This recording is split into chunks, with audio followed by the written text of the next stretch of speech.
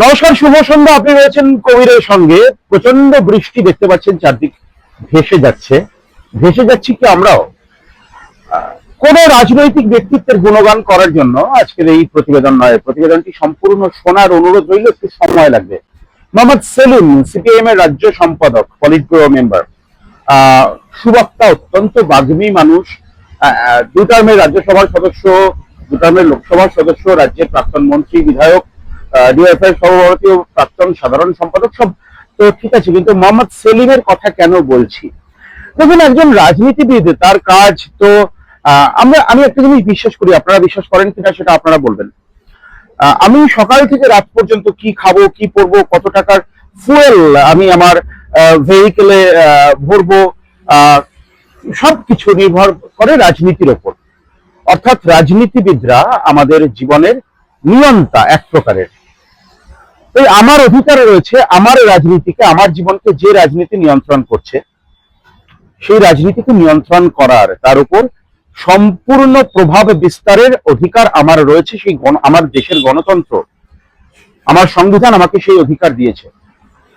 একজন রাজনীতিবিদের কাজ তো গুন্ডামি করা নয়। একজন রাজনীতিবিদের কাজ তো পাড়ার মোড়ের মাস্তানদের মতো ধমক চমক দেওয়া নয়। একজন রাজনীতিবিদ, তিনি পলিসি মেক করেন, তিনি নীতি নির্ধারণ করেন। সেই জায়গায় দাঁড়িয়ে এই কথা আমার নতুন করে বলার অপেক্ষা রাখেন। আমার দর্শক আমার থেকে অনেক অভিজ্ঞ বেশি, তারা বয়োজ্যেষ্ঠ মানুষ অনেকে আছেন, তারা আমার থেকে ভালো করে জানেন।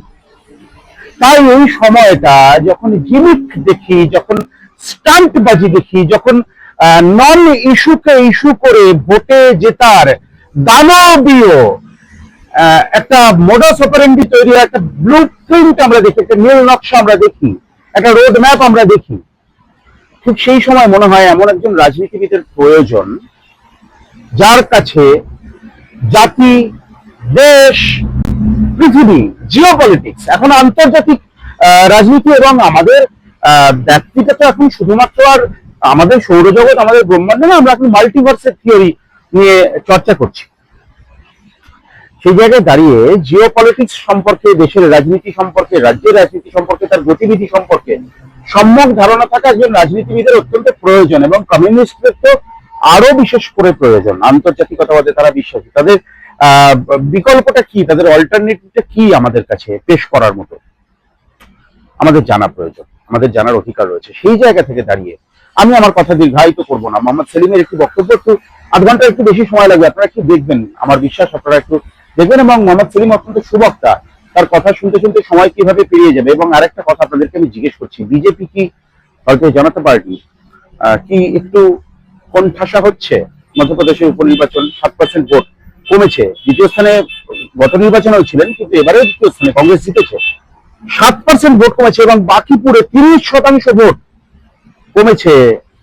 আমাদের মাননীয় প্রধানমন্ত্রী নরেন্দ্র দামোদর দাস মোদী, তাকে ফ্রেন্ডস লব্জ ব্যবহার করতে হচ্ছে, মিত্রর জায়গায় জেনজি কে অ্যাড্রেস করতে বাধ্য হচ্ছেন। বদলে যাচ্ছে। 18 থেকে 34 বছরের ভোটারের শতাংশ বৃদ্ধি পাচ্ছে। ইয়াংগেস্ট কান্ট্রি ইন ওয়ার্ল্ড, তাদের জন্য কি বক্তব্য, কি বক্তব্য বামপন্থীদের?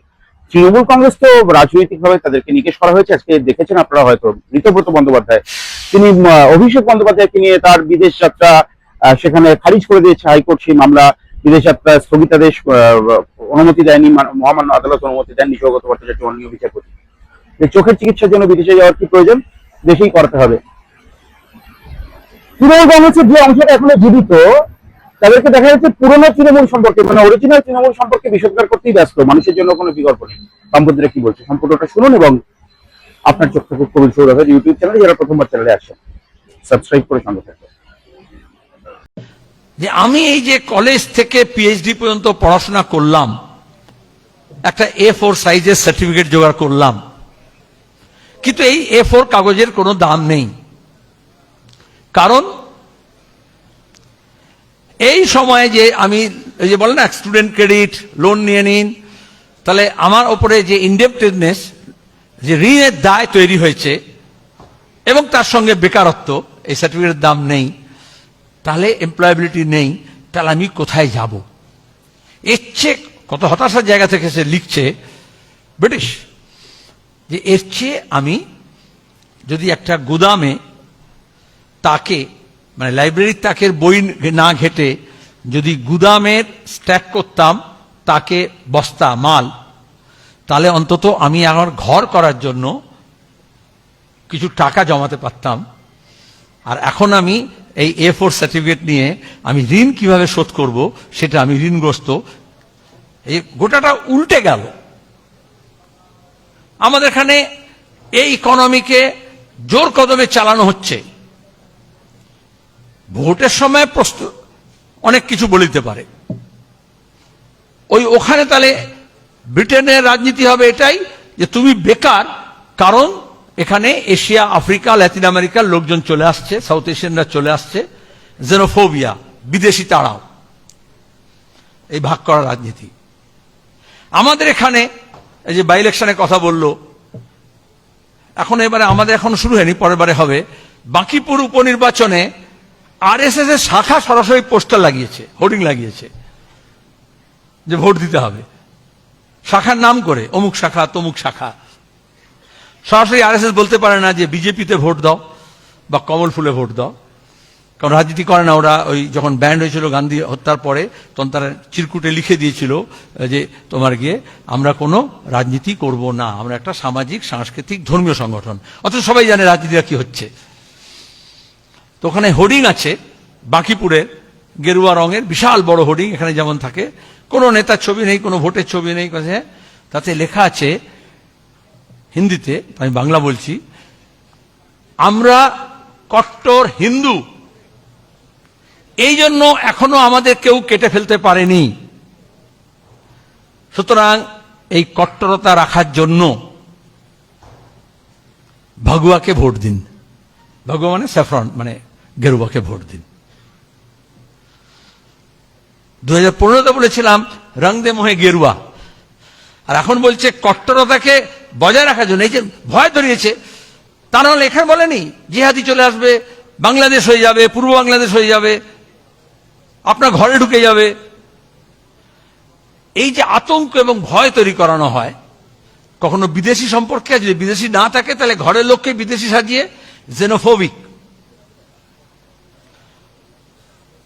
আজকের দিনের ফাসিস্ট শক্তি তারা ওই মুসলিনের মতো, হিটলারের মতো ফাঁসিবাদ না। এবং ইসরায়েল যা করছে প্যালেস্টাইনে, তাতে সমাজতত্ত্ববিদ, রাজনীতিবিদরা, যারা রাজনৈতিক শাস্ত্র চর্চা করছেন, তারা বলছেন এটা হচ্ছে একটা, তুমি ফাসিস্ট কেন বলছো, এটা হচ্ছে রেশিয়াল ডেমোক্রেসি। রেশিয়াল ডেমোক্রেসি মানে একটা নির্দিষ্ট জাত, নির্দিষ্ট ধর্ম, নির্দিষ্ট ভাষা, যার মেজরিটি আছে, তার মেজরিটেরিয়ানিজম, সংখ্যাগুরুবাদ যদি করা যায়, এবং যারা মেজরিটি নয় তাকে যদি থ্রেট হিসেবে দেখা হয়, পারসেপশনে ভয়ের কারণ উদ্রেক করে যদি, এবং ঘৃণা যদি তৈরি করা যায়, তাহলে ওই ভোট দিয়েও, ডেমোক্রেসি রেখেও একটা ফাসিস্ট রেজিম চলতে পারে আইনত, কাগজে পত্রে। মার্কস যখন মার্ক্সবাদ লিখছেন, তখন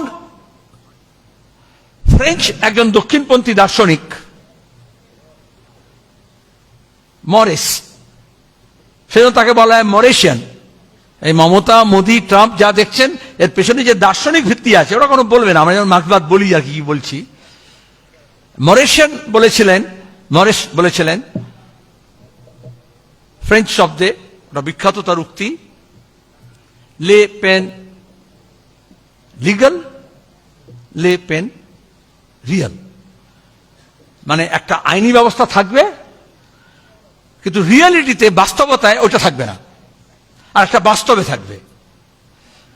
তাহলে আইনে অনেক কিছু ভালো ভালো কথা লেখা থাকবে, সমানতা, ঐক্য, সাম্য, কিন্তু জোর যার মুলুক তার। আমি এখানে, আমি মাতব্বর, তাহলে আমি আইন। তার থেকে এই ফ্র্যাঞ্চাইজি পলিটিক্স বেঙ্গলে যা 15 বছর ধরে হলো, জোর যার মুলুক তার। বকটুইয়ে তৃণমূলকে খুন করার পরে মমতা গিয়ে বললেন আগে যেরকম ব্যবস্থা ছিল সেরকমই চলবে, এখন ভাদু শেখ নেই, তার বদলে টুলু চালাবে, টুলু মণ্ডল চালাবে। ফ্র্যাঞ্চাইজি দিতে হলো।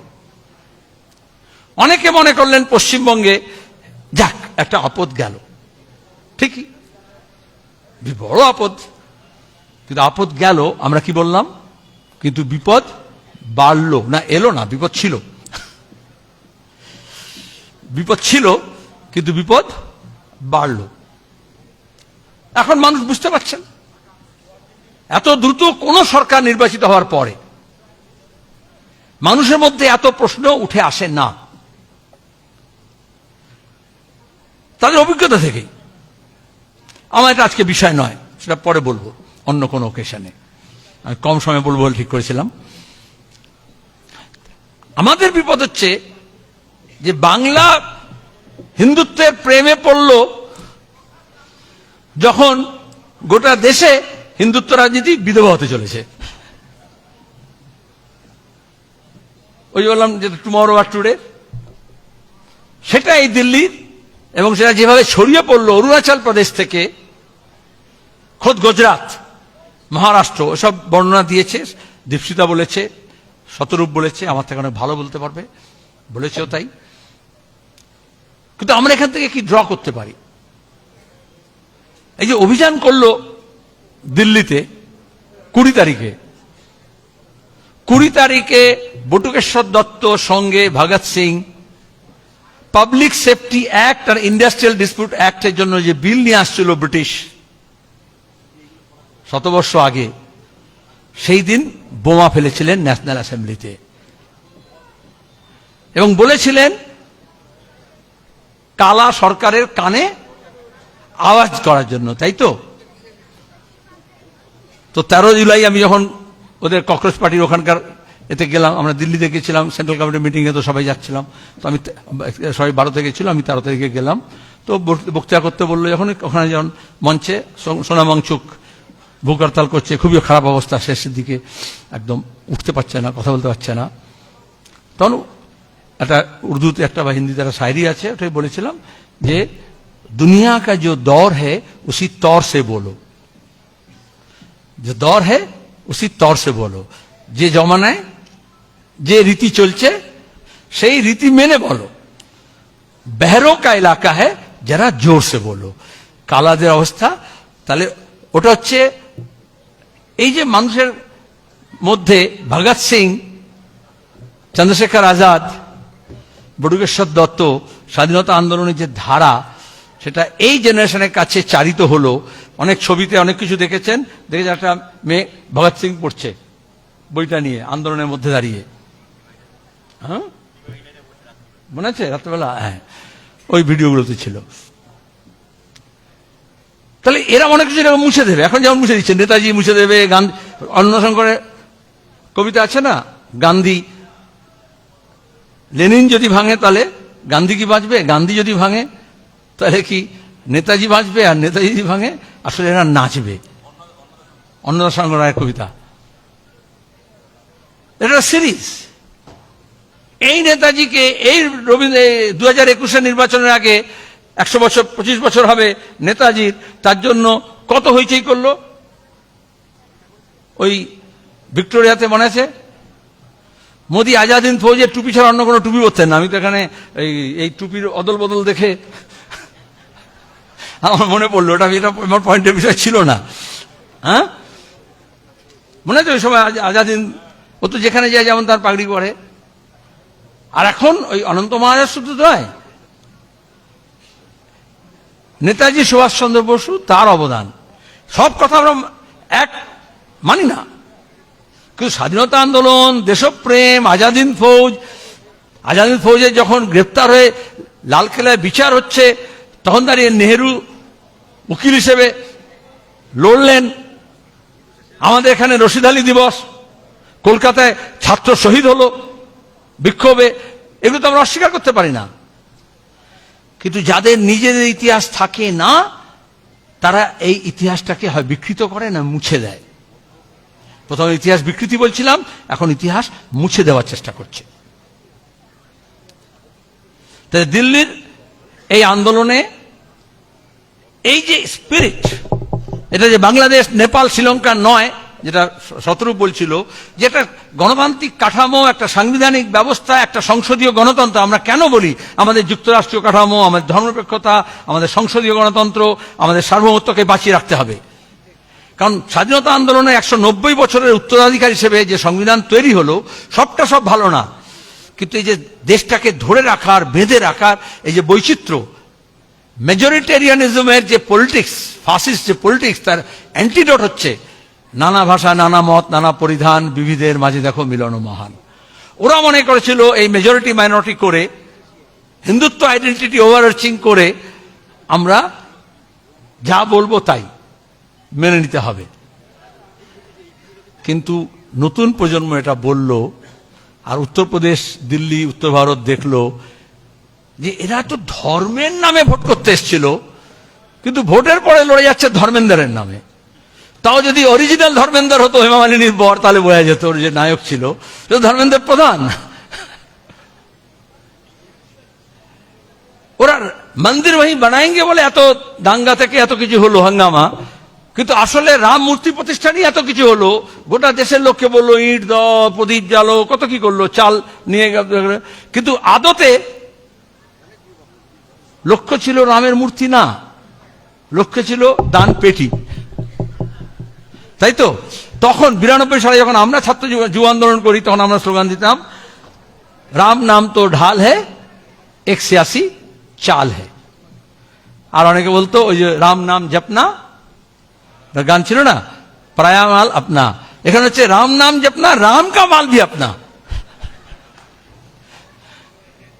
তো এটা হচ্ছে এই স্বরূপটা আমাদের এখানে লোক যখন দেখেনি, দেখছে এবার।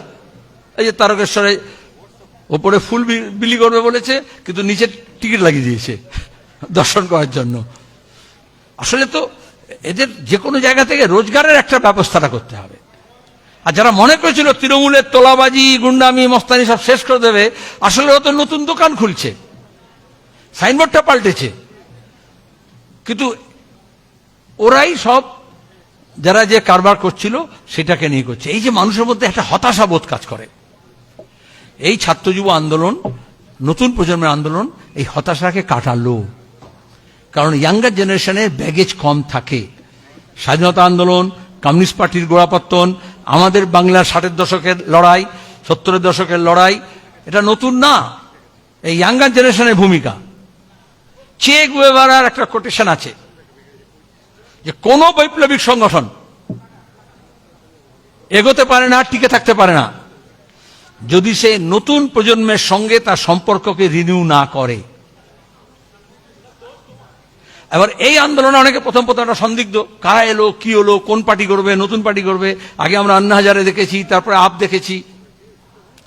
এই ভলিউমের একটা হইচই পাকানো, সে সোশ্যাল মিডিয়া হলেও, ইনস্টাগ্রাম হলেও গড়ে ওঠে না যদি পেছন থেকে কেউ স্ট্রিং পুল না করে, হয় পার্সের, না প্রপাগান্ডার, নালে মিডিয়ার।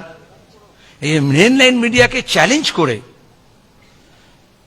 Modi WhatsApp, Facebook, social media ব্যবহার করে তো 14 থেকে এসব নিয়ে বই লেখা হয়ে গেল। সেই অস্ত্রেই এক জায়গায় দাঁড়িয়ে থাকে না। তাহলে হোয়াটসঅ্যাপ জেনারেশনের, হোয়াটসঅ্যাপ ইউনিভার্সিটি বলে আমরা গালাগাল দিই, হোয়াটসঅ্যাপ ইউনিভার্সিটিকে চ্যালেঞ্জ করলো ইনস্টাগ্রাম। এক জায়গায় থেমে থাকেন। এই জন্য বলি একটা জেনারেশন মানে সেই জেনারেশন নয়, তারপরে জেনারেশন। আমরা বলি 21 বছর থেকে 31 বছরের একজন কাউকে এরিয়া কমিটিতে দিন, তাতেই কত লোক গোসা হয়ে যায়। আবার এদেরকে দিতে হবে, আবার একটা কোটা দিলেন, আমরা কি কম? কাউকে অপমান করছি না, কেউ অপাঙ্কেও নয়, কিন্তু এটা বুঝতে হবে, যেটা বললাম, প্রত্যেক প্রজন্ম সে যে সমস্যার সম্মুখীন হয় তাকে ফেস করার জন্য তাকে সেই তত্ত্ব তালাশ করতে হয়, সেই প্রযুক্তি আয়ত্ত করতে হয়, এবং তারপরে সেই অস্ত্রে সে প্রতিষ্ঠানকে ঘায়েল করে, প্রতিষ্ঠান বিরোধিতা জন্ম নেয়। এইটা আমাদের এই শিক্ষাটা নিতে হবে। আবার শুধু তারাই নয়, তারা মেসেঞ্জার। ছাত্র যুবদের সুবিধা হচ্ছে তারা হচ্ছে ক্রস সেকশন, অন্যের কাছে একটা ক্লাস লিমিটেশন আছে। তো এখানে সব, ওই যে বললো বিজেপির বাড়ির, আসলে কি, সে জমিদার হোক, সে মধ্যবিত্ত হোক, সে উচ্চ মধ্যবিত্ত হোক, সে পুঁজিপতি হোক, সে ব্যবসায়ী হোক, সে শ্রমিক হোক, সে ক্ষেত মজুর হোক, সে দিন মজুর হোক, তার সবার ঘরের ছেলে মেয়েরা,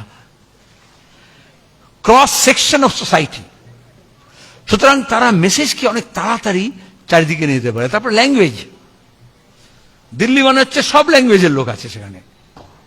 এই যে যখন ভাগ করে শুধু ধর্ম নয়, এখানে যেমন বাংলা পক্ষ ওরকম ভাষার নামেও তো ভাগ করে। তাহলে মেসেজটা অন্ধ্রপ্রদেশে কি করে গেল, তেলেঙ্গানা কি করে গেল, মহারাষ্ট্রে কি করে এলো, তাহলে অরুণাচল প্রদেশে মিছিল কেন হলো, মেঘালয়ে মিছিল কেন হলো? তাহলে ডিভিসিভ পলিটিক্স করলে মণিপুর, আর united anti establishment democratic movement হলে ওরা সিস্টেমকে চ্যালেঞ্জ করেনি, সিস্টেমের অ্যাবারেশনকে চ্যালেঞ্জ করেছে। এটা বুঝে নিতে হবে, কারণ কোনো শ্রেণী আন্দোলন না।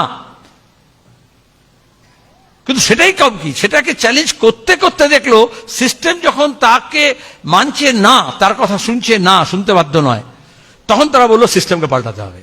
এটাই ডেমোক্রেটিক আন্দোলনের শিক্ষা। প্রথমেই একটা বৈপ্লবিক তত্ত্ব হাজির করলো না, প্রথমে সে বলল আমি তো পরীক্ষার যে ব্যবস্থা আছে এবং সেটা সরকার মানেনি, সিবিএসই পরীক্ষার প্রশ্নপত্র ফাঁস, এনটিএ এর প্রশ্নপত্র ফাঁস, এবং তাতে একটা জালিয়াতি, এটা শুধু প্রশ্নপত্র ফাঁস না, প্রাইভেটাইজেশন, আউটসোর্সিং এখানে যেমন করেছে, ওই যে ওএমআর সিট পাওয়া যাচ্ছিল না চাকরির নিয়োগে, এত ব্যাপম কাণ্ড থেকে শিখেছে। তো ওখানেও দাঁড়িয়ে পরীক্ষা যারা পরিচালনা করবে সেই টেন্ডার প্রসেসকে তারা গন্ডগোল করেছে, টেন্ডার প্রসেসকে গন্ডগোল করে নিজেদের খাস কোম্পানিগুলোকে টেন্ডার দিয়েছে। এগুলো আমরা জানলাম কি করে? কোনো মিডিয়ার উপর রাগ কেন? কোনো মিডিয়া এটা বলল না। আবার নতুন প্রজন্ম, একেবারে জেনজি, 3 জন ছেলে, 17 বছর, 18 বছর, 19 বছর, তারা আইটি কম্পিউটার ব্যবহার করে এথিক্যাল হ্যাকার হিসেবে সরকারের সিস্টেমকে হ্যাক করে পুরো মোদি সরকার এবং শিক্ষা দপ্তরের মুখে গোবর লাগিয়ে দিল।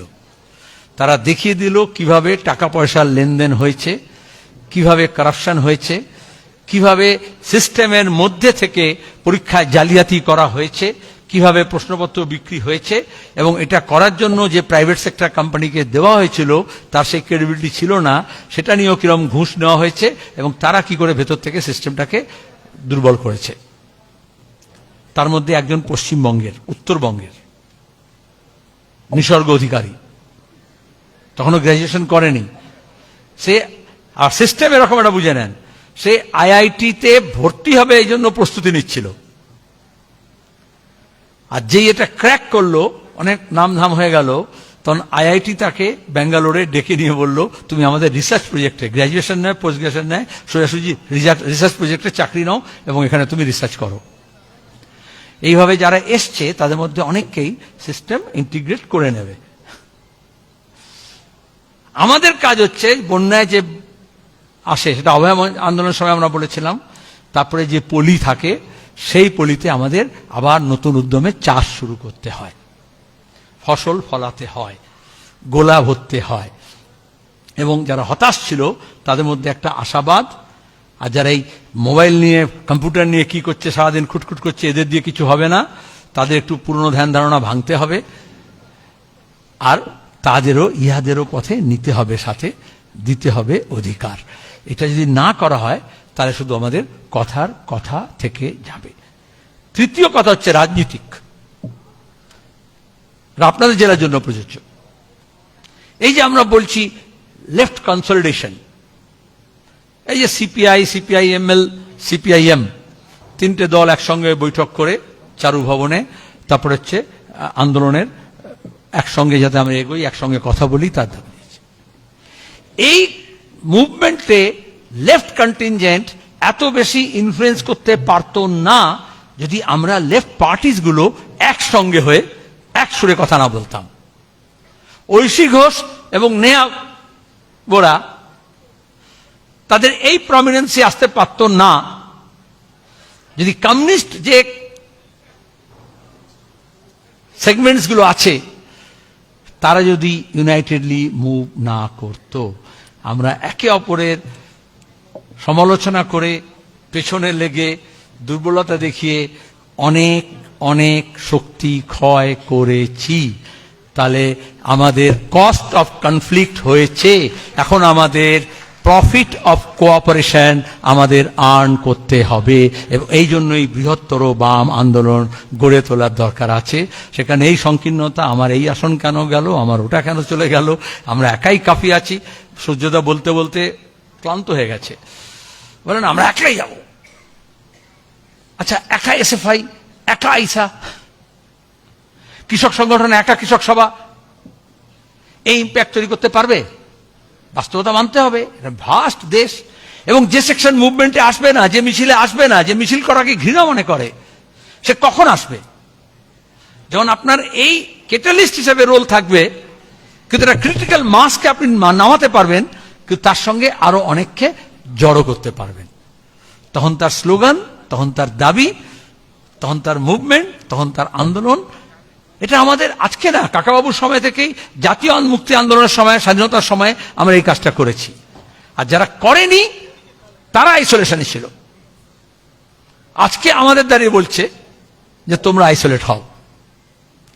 আর এই জন্য দেখবেন যখন আজাদি শব্দ বলা হয়, আমার শেষ প্রশ্ন এটি বলবো আমি, যে এখন কি হয়, এই আজাদি কেন বলেছে? এতে তো এই গোটা মুভমেন্টের ক্যাম্পেইন হচ্ছে, যেটা জেএনইউ খেলার সময় আইসোলেট করেছিল, এই টুকরে টুকরে গ্যাং, এই জেএনইউ, এই বামপন্থী, তাই তো? কিন্তু এখানে শুভেন্দু রোজ এটাই করছে। অ্যাসেম্বলি দাঁড়িয়ে কয়েকজনের নাম বলে দিল, ও এরাই তো।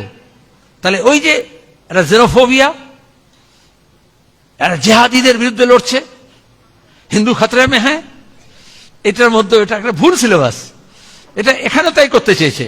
যখন পাঞ্জাবিরা এসে লঙ্গর খুলেছে, গুরুদ্বারা যখন তার দরজা খুলে দিয়েছে, তখন বলছে খালিস্তানি। যখন জুনেদ এসে খাবার বিলি করছে, তখন বলছে জিহাদি মুসলমান এখানে চলে এসছে, দাড়িওয়ালা এখানে থেকে চলে এসছে। এখানে ওই যে কলকাতায় আন্দোলনের 25 তারিখে যে এত জমায়েতটা হলো, সবাইকে আমাদের সংগঠিত জমায়েত। তাহলে ওই যে সূর্যদার কথা বলছিলাম, সূর্য বলতেন অনেকে বলে একলা চলো রে। রবীন্দ্রনাথ যখন একলা চলো রে লিখেছেন, বুদ্ধি তো বেশি ছিলই, তিনি কিন্তু তার আগে লিখেছেন, যদি তোর ডাক শুনে কেউ না আসে তবে একলা চলো রে। তো পূর্ব শর্ত হচ্ছে আগে ডাকটা দিতে হবে, সবাইকে জড়ো করতে হবে। তারপর যদি সবাই রিফিউজ করে, তাহলে আপনাকে একাই যেতে হবে, নিজের হাড়ে মশাল জ্বালিয়ে যেতে হবে, তাই তো? কিন্তু ডাকটা দিতে হবে সবাইকে, এবং সেটা ডাকার মতো ডাক দিতে হবে। আজকের দাঁড়িয়ে আমাদের কাছে এই চ্যালেঞ্জ। এখানে গুন্ডা আইন করে দিয়েছি বলে দিচ্ছে, আর আমাদের লোকরা মনে করছে এই যে সব ছাত্র গেল, তাহলে গুন্ডা হয়ে গেল, কি হবে? আমরা কোর্টেও চ্যালেঞ্জ করেছি। প্রথম কথা হচ্ছে, গুন্ডা শব্দ আনপার্লামেন্টারি। পার্লামেন্টে যে লিস্ট আছে 78টা, আমি যখন ছিলাম ছিল, এখন হয়তো আরো বেশি 90-90 হয়ে গেছে, কারণ প্রতিদিন অশ্লীল শব্দগুলো প্রয়োগ করা হচ্ছে। তার মধ্যে সেই লিস্টের মধ্যে আছে, সব বিধানসভা স্পিকারকে জানিয়ে দেওয়া হয়, সব পার্লামেন্টকে জানিয়ে দেওয়া হয় যে গুন্ডা শব্দ ব্যবহার করা হয় না। এই জন্য দেখবেন আমাদের রাজনৈতিক বক্তব্যের মধ্যে আমরা সমাজ বিরোধী বলি, মিসক্রিয়েন্টস বলি, হিন্দিতে সমাজ বিরোধী তত্ত্ব বলে, তাই তো? আর গুন্ডাকে সুপ্রিম কোর্টে 60-এর দশকে জাস্টিস মুল্লা বলেছেন, পুলিশ এর ডেফিনেশন দিয়েছেন, পুলিশ ইজ গুন্ডা ফোর্স ইন ইউনিফর্ম। আমরা এই গত সরকার, এই সরকারে দেখতে পাচ্ছি যে police is nothing but uniform গুন্ডা, রাষ্ট্রের জন্য। দিল্লিতে যে গুন্ডামি করেছে, যেভাবে পেলেট গান ব্যবহার করেছে, প্রথমে আমাদের দেশ, আমরা চিৎকার করেছি পার্লামেন্টের মধ্যে, বাইরে, লেখালেখিতে, যে কাশ্মীরে পেলেট গান ব্যবহার করছে এবং ছেলেমেয়েরা অন্ধ হয়েছে। পেলেট গান স্ট্রেট ইসরায়েল থেকে আমদানি করা হয়েছে, আমাদের দেশে ম্যানুফ্যাকচার হয় না। পার্লামেন্টে কনসাইনমেন্টের নাম্বার দিয়ে বলেছিলাম যে কোন কনসাইনমেন্ট ইসরায়েল থেকে নিয়ে আসা হয়েছে, এবং আমরা এটাও বলেছিলাম যে আজকে কাশ্মীরে ব্যবহার করছে, কিন্তু কালকে ঘটনাচক্রে দিল্লি বলতে হয়, পার্লামেন্টে বললে এখানে তাহলে কলকাতা, যে দিল্লি তো ব্যবহার হবে। আজকে বলছে বিচ্ছিন্নতাবাদীর বিরুদ্ধে লড়ছি, কাশ্মীরি মিলিটেন্টদের বিরুদ্ধে বলছি, কিন্তু আদতে পরে ডেমোক্রেটিক মুভমেন্টে ব্যবহার হবে। পেলেট গান, ছড়া বলে, এটা ওই পাখি মারা ছড়া না। মনে রাখতে হবে, বটুকেশ্বর দত্ত এবং ভগৎ সিং যখন বোমা ফেলেছেন তাদের একটা ফিলসফি অফ বম্ব ছিল, তাতে কোনো পেরেক, কোনো নেল, কোনো লোহা ছিল না। কারণ ওই ন্যাশনাল অ্যাসেম্বলিতেও কাউকে ইনজুরি করার তাদের কোনো মতলব ছিল না, শুধু আওয়াজ এবং ধোঁয়া। এবং সেই আওয়াজের মধ্যে যেমন লিফলেট বিলি করেছেন, তেমনি ওরা পালিয়ে যাননি, ওখানে দাঁড়িয়ে থেকে বলেছেন ইনকলাব জিন্দাবাদ, ইনকলাব জিন্দাবাদ। কমিউনিস্টরা গ্রহণ করলো স্লোগানটা, ইনকলাব জিন্দাবাদ স্লোগানটা প্রথম মৌলানা হযরত মোহানি দিলেন কংগ্রেসের অধিবেশনে। কংগ্রেস গ্রহণ করলো না, বামপন্থীরা গ্রহণ করলো, শ্রমিক আন্দোলন গ্রহণ করলো, কিন্তু গোটা দেশব্যাপী সেটাকে মেসেজ হিসেবে ছড়িয়ে দিলেন কিন্তু ন্যাশনাল অ্যাসেম্বলিতে ভগৎ সিং বটুকেশ্বর দত্ত ওই স্লোগানটা যখন দিলেন বলে সবাই জানলো, সবাইকে কোট করতে হলো, লিখতে হলো। আমাদের কাছে আজকে এই যে ইয়াঙ্গার জেনারেশন হচ্ছে লেনিনের ভাষায় দে আর মেসেঞ্জার, বাণী বাহক, বিপ্লবী না কিন্তু বিপ্লবের বাণী বাহক। আপনার বাণী মানুষের কাছে পৌঁছবে না যদি আপনি বাণী বাহকদের তৈরি না করেন। আবার সেই বাণী বাহকদের ওই হুঁশিয়ারি দিতে হবে যে তারাই একা গোটা সিস্টেমকে উপড়ে দিয়ে কি বলে বাংলা, ঢাকা, কাঠমান্ডু, শ্রীলঙ্কার কি রাজধানী, শ্রীলঙ্কার কলম্বো, এখন সব নাম পাল্টে যাচ্ছে, তো আমি বললাম নতুন কোনো নাম হয়ে গেছে কিনা। কলম্বো তো ইংরেজিতে নাম দিয়েছে বলে, যাকে ইংরেজি নাম ছিল সিলন, এখন হয়ে গেছে শ্রীলঙ্কা। ও আমি শেষ পয়েন্ট বলতে গিয়ে আর একটা পয়েন্ট বলে দিই, আমাদের রাজ্যে যেটা বড় চ্যালেঞ্জ এখন ওই 100 বছর পরে, 1926 সালে সাভারকর যে বই লিখেছিলেন তিনি হিন্দি বিরোধী ছিলেন। এখন যে হিন্দি হিন্দি হিন্দুস্তান বলে আরএসএস, তিনি তো আরএসএস ছিলেন না, হিন্দু মহাসভা ছিল, আর মারাঠি জাগৃতি ছিল। তখন তিনি বলেছিলেন মারাঠি ভাষায় পার্সিয়ান ছিল, তুর্কি ছিল, পার্সিয়ান ছিল, মুসলমানদের জন্য নয়। যখন মুসলমানদের হাতে তাড়া খেয়েছে পার্সিরা, পারসিকিউশন হয়েছে, তখন ওয়েস্ট কোস্টে চলে এসছে। এই জামশেদজি টাটা নাম হয়, তো জামশেদজি তো লোকে বলবে মুসলমান নাম দেখলেই, নাম এসআইআর যে প্রবলেমটা হয়েছে, তো জামশেদ তো পার্সিয়ান শব্দ, ইয়াসমিন তো পার্সিয়ান শব্দ, তো যাকে তো এরা পার্সি ইনফ্লুয়েন্স ছিল। 1926 সালে সাভারকর লিখলেন যে ভাষার শুদ্ধিকরণ করতে হবে। তাহলে যে বিদেশি যে শব্দ আছে, কারণ বাংলায় অনেক বেশি বিদেশি শব্দ আছে আর মারাঠিতে বেশি আছে, কারণ যাদেরই সমুদ্র পথে যাতায়াত ছিল তাদের সে ভাষার মধ্যে বেশি বিদেশি ভাষা ঢুকেছে। আমাদের পর্তুগিজ আছে, তুর্কি আছে, অন্যান্য সব যা আছে, তামিল আছে, পার্সিয়ান, অ্যারাবিক তো বেশি আছে। তো এটা শুদ্ধিকরণ করতে হবে। এই জন্য দেখবেন যখন মুম্বাইতে যাবেন, তো মুম্বাইতে শহীদ স্মারক না, শহীদ স্তম্ভ না, কি বলে মুম্বাইতে? এই আমাদের CI2 সম্মেলন হলো, ওখানে মালা টালা দেয়, বলে হুতাত্মা চক। উচ্চারণ করা কঠিন কিন্তু সংস্কৃতাইজ তৎসম, হুতাত্মা চক মানে যে আত্মাহুতি দিয়েছে তার চক। যদি চক শব্দটা আবার কিন্তু বিদেশি, কিন্তু হুতাত্মা। পরে কংগ্রেস কিন্তু সারেন্ডার করলো এবং ওই শহীদ চকটাকে নাম পাল্টে দিয়ে হুতাত্মা চক করলো। এখানে যে নাম বদল অভিযান হচ্ছে না, এটা হচ্ছে ওই সাভারকর 1926 সালে যেটা লিখেছিলেন, বাংলায় আজকে 2026 এসে আরএসএস বিজেপি এই ভাষা শুদ্ধিকরণ করছে। এই যে অমিত শাহকে দিয়ে হোম মিনিস্টার ন্যাশনাল লাইব্রেরিতে ভাষা ভবনে সেমিনার করে উদ্বোধন করলো, কোনো পত্রপত্রিকা দেখলাম লিখলো না, হচ্ছে words of museum, museum of words, মনে আছে? দেখে মনে হয় কোনো একটা আন্তর্জাতিক প্রজেক্ট। আচ্ছা, কালচারাল মিনিস্ট্রি, অমিত শাহ পশ্চিমবঙ্গে এসে কোনো ন্যাশনাল প্রজেক্ট পশ্চিমবঙ্গে উদ্বোধন হয় না। অনেকে মনে করে যে বিজেপি সরকার এসছে এই উৎসাহে, কিন্তু মিউজিয়াম অফ ওয়ার্ডস মানে কি? এই যে আমাদের ভাষার মধ্যে যে ইংরেজি শব্দ, পর্তুগিজ শব্দ, অ্যারাবিক শব্দ, পার্সিয়ান শব্দ, তুর্কিশ শব্দ, যা যা অন্যান্য সাউথ ইস্ট এশিয়া থেকে অনেক কিছু এসছে, চৈনিক শব্দ আছে, এগুলোকে বার করতে হবে, ভারতীয় ভালো করে করতে হবে। এখানে বলবে, কিন্তু আসলে সাভারকরের বইতে লেখা আছে যে হিন্দু ভাষা তৈরি করতে হবে, এটা পিওর নয়, শুদ্ধিকরণ করতে হবে ভাষার। তাহলে আসলে সরকার ভোট আসার পরে, ভোটে জেতার পরে মোদি বলেছেন যে গোটা ধারণা পাল্টাবে পশ্চিমবঙ্গে। এই ধারণা পাল্টানো মানে হচ্ছে আমাদের দৃষ্টিভঙ্গি, আমাদের ভাবনা চিন্তা, আমাদের দর্শন, আমাদের শিল্প, সাহিত্য, সংস্কৃতি, ভাষা, আমাদের লোকগান, আমাদের চর্যাপদ, এমনকি বাঙালি পুরাণ, এই সবটার একটা হিন্দুয়াইজেশন করতে হবে।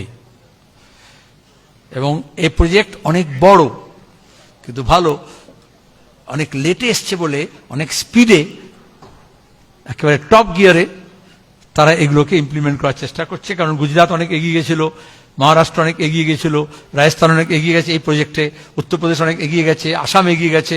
তাহলে এর কম্পিটিশন এখন শুভেন্দুর মমতার সঙ্গে নয়, শুভেন্দুর কম্পিটিশন হচ্ছে হেমন্ত বিশ্ব শর্মা যোগীর সঙ্গে। যে তুমি যা করেছো তার আমি 15 বছরে করেছো, আমি ওটা 15 মাসে 5 মাসে করে নেব। এটাও বুঝে নিতে হবে, এক যে ট্র্যাকে নেমেছে সেই ট্র্যাকের এন্ডে দিল্লির আন্দোলন দেখিয়ে দিয়েছে যে এটা করে পার পাবে না। ওরা এখনো তাই করছে। শতরূপ বলল বাচ্চা মেয়ে পোস্ট করেছে, এখানে যেমন জেল টেল দিয়ে দিচ্ছে, ওসব করছে সার্ভেলেন্সে। মোদি বলছে, মোদিকে মহান করাচ্ছে, দেশ চাইছিল যে অন্যায় করেছে, যে ফোর্স ব্যবহার করেছে এই আন্দোলনে, তার জন্য ক্ষমা চাক মোদি সরকার। আর মিডিয়াতে মহান করার চেষ্টা করেছে, মোদি কত মহান, দেখো ও ক্ষমা করে দিয়েছে। আরে ও ক্ষমা প্রার্থী, তার বদলে সে 15 বছরের একটা বাচ্চা মেয়েকে হেকল করা হচ্ছে। এই প্রজন্ম খুব দ্রুত শত্রু এবং মিত্র চিনতে পারছে। আমাদের কাজ হচ্ছে আমাদের মিত্রতা বাড়াতে হবে, এবং এটাকে একটা টানেলের মধ্যে ঢুকিয়ে দিয়েছিল দেশটাকে, আর সবাই মনে করছিল টানেলের শেষে কোনো আলো নেই। কিন্তু এই আন্দোলন সংগ্রাম উত্তর ভারত, পশ্চিম ভারত, উত্তর পূর্ব ভারত দেখিয়ে দিয়েছে যে টানেলের এন্ডে একটা আলো রেখা থাকে। there is a silver lining। দুর্যোগ যত বড়ই হোক, অন্ধকার যত গভীর হোক, কিন্তু আলো আছে। সেটা শুধু গণসঙ্গীতে নয়, সেটা শুধু গণনাট্যের নাটকে নয়, সেটা আন্দোলন এবং সংগ্রামের মধ্য দিয়ে আমাদের রাজনীতিতে, আমাদের সমাজে, আমাদের প্রশাসনেও সেটা দেখা যাবে। কিন্তু অটোমেটিক্যালি সূর্য যেমন ওঠে সেরকম পূব দিগন্তে সূর্য উঠে যাবে তা হবে না। তার জন্য আমাদের সক্রিয় ভূমিকা পালন করতে হবে। সুভাষ চক্রবর্তী আন্দোলন সংগ্রামের মধ্য দিয়ে এবং তার বিশালত্বের মধ্য দিয়ে, ভাবনা চিন্তা, আন্দোলন সংগ্রাম, প্রশাসনের কাজ, জনপ্রতিনিধি হিসেবে তার দায়িত্ব, এই যে অনেককে জড়িয়ে নিয়ে ব্যাপকতর করার যে প্রয়াস ছিল, তার থেকে আমরা শিক্ষা নিয়ে আমরা এগোবো। এই শপথ নিলেই তবে যথার্থভাবেই সুভাষদাকে আমরা স্মরণে রাখতে পারবো। ধন্যবাদ। ইনকলাব জিন্দাবাদ।